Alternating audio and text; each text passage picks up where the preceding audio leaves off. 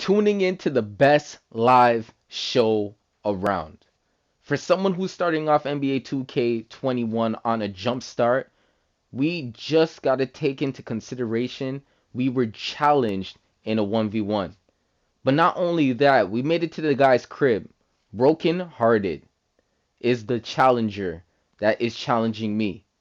As a boy that I seen in one of the community chats that I'm in, he's definitely turned up in all baby blue. He had his shots at him and he definitely came to win.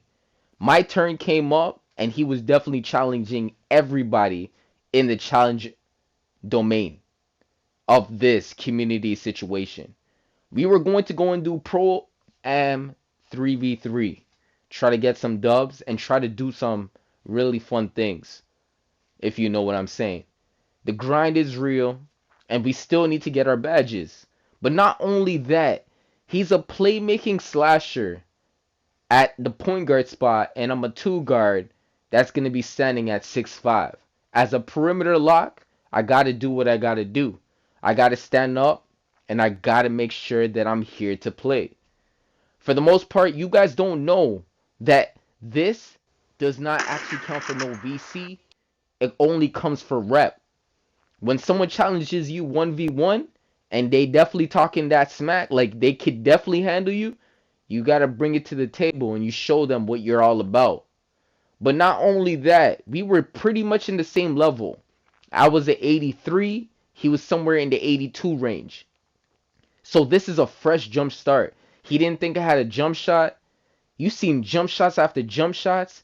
I never seen a jump shot pass this screen in these two matches that we have played together. This is just one take of one section of the battle. So it was the best 2 out of 3.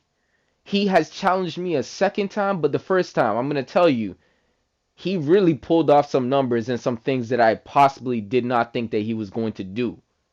But not only that, I had to make sure that I was knocking down my situations. And if he was going to give it, I was definitely going to light up the scene. As much as I can shoot mid-ranges and three-point shots, I was able to do a lot when it came down to playing the game. Understand me when I say this.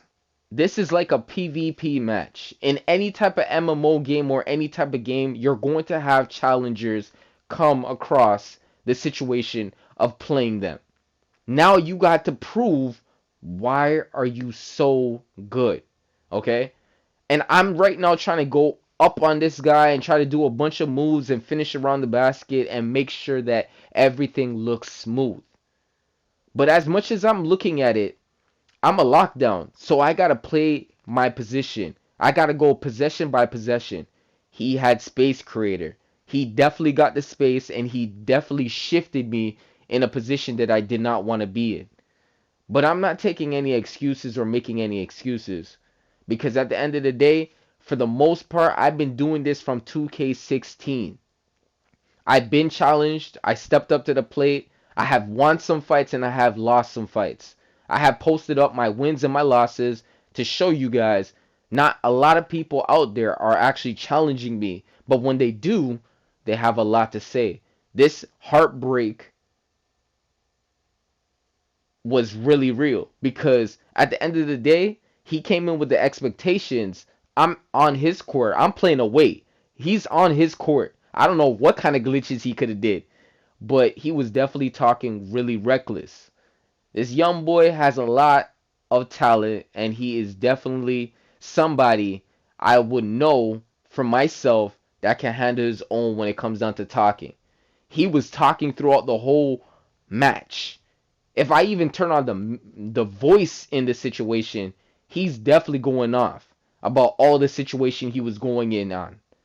He was definitely leading the game, and you can see how the lead is in his favor. So how can he lose? Now, the question is, how can you lose? Now, I capitalize on missed opportunities off my perimeter lock because I am a lock. So I have to play defense. But now, if he is not going to capitalize on his finish attempts with his takeover, then I've waited my time for the duration of time how much takeover he's supposed to have. When anybody gets takeover, it means the game goes into a complete mode that it gives them the benefit of the doubt and there's no resistance on what he's able to do. So at the time, I was able to capitalize, but I was still missing shots. He could not rebound the ball and he could not touch me when I was going towards the basket, showing my vertical. I'm trying to make a run for it. I'm really moving nervous a little bit, using my post moves. I learned a couple moves down the way. So I'm digging right now, trying to get my easy buckets right now. I thought about making a layup. I didn't time it right. It didn't give me that because I don't have that situation right now. And if you guys know what I'm talking about, I need that touch, that pro touch. But I still finish around the bucket off a very uncontested shot. And not just only that, I was still being able to hit, but I was not hitting at the most efficient rate that I usually should be hitting at the level that I was at. I'm still getting better at the game and I'm still learning how to function with certain body language and movements in this game because this game is totally brand new. It feels like I'm skating in NBA 2K. You know what I mean? As much as I want to go Super Saiyan about the situation, he almost had that block. But I still finish around the bucket on the left-hand side that my character is most dominant on. I pulled up, game over. That's round one. And we claim that. Now round two shows up right now. We get right back into it. And my man is like, he changes clothes. He has time to just swag out. Yo, he showed me some shoes that I have not seen in the game. They called those the 6'9s. The shoes that he wearing in the background, he called them the 6'9s. Those junks be colorful as hell, bro. Hold on. Now we getting back to this round, and I tried to make a stamp because he was talking so reckless. Like, you're lucky, you missed so much jump shots. I don't know how you were able to win. You know what I mean? He was talking that loud. You know what I mean? He was definitely talking that loud. So I had to prove to him this game that I needed to lock the deal completely. But not only that, he had to do what he had to do to make it a round three so it can go into tiebreaker mode. But if he could not do it, then this is what's going to take place. For the most part, this game is in my favor because I have the series. But not only that, we've seen a team in the NBA, the LA Clippers versus the Denver Nuggets, lose a series that they were up on. Just like blowing layups. But not only that, I'm pretty sure that when I'm looking at the game and focusing on finishing around the bucket, I'm doing it with authority. He definitely thought I couldn't even dunk on him. You don't even see no contact dunking on that. He didn't think I could dunk on him, but he definitely got dunked on more than once. And I break it back like 2 times. This whole point that I'm trying to make, I was still able to get what I'm looking for. Because remember, sometimes this game in 2K, it doesn't give you the accurate clicks that you are wanting. But when you get them, you show all out. I got Hot Zone Hunter on fleek. It's on HOF. Man, I'm definitely Hall of Fame. I could not be stopped when I'm in my zone. You know what I mean? I took the lead and I'm starting to show how much I'm locking him up. I took the first game as a scouting report. This young boy, you know what I mean, he thought he was really good at the game, like anybody else. But when you start to see body language and movements on how dominant that one person stays on one side and never think about the next, then it makes you wonder, he's only one-sided. In basketball, you got to be left and right. You have the ability to. But remember, when you get locked up into a mindset, you start to take jump shots or take movements in an area where you are typically used to get a hot percentage. Y'all be getting back into school and you guys know about fractions. When you guys start learning about fractions and what you are able to consume and what you are able to use as a percentage, you should be able to balance your game in jump shots, mid-range jump shots, three-pointers, and getting to the basket.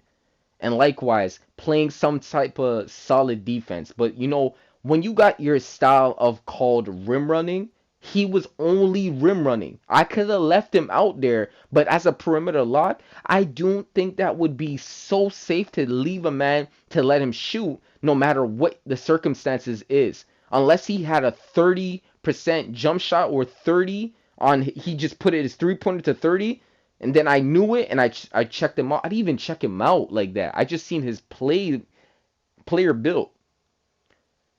He didn't do anything all game. I could not lie to you when it said I zoned in, I locked into what he was able to do, and he was tacking me the whole entire time.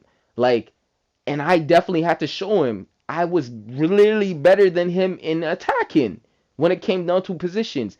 He's a playmaking slasher. Something that was a very OP build last year, rim running to the left hand corner, the right hand corner. These guys were so hard to stop. But not saying that he has everything maxed out. But knowing his build, he definitely did not know that he was going to have a problem with a perimeter lock who actually grinds his badges. For the most part, you guys did not see a lot of badges pop up. But you guys, if I showed you guys will be pretty amazed. The game is coming to the end, and if you guys have wrote essays, this is the final conclusion of the game. And rip it and read it however you want. This game has been a wrap. It's called history. Good night. Be all out. We're straight winning. Woo!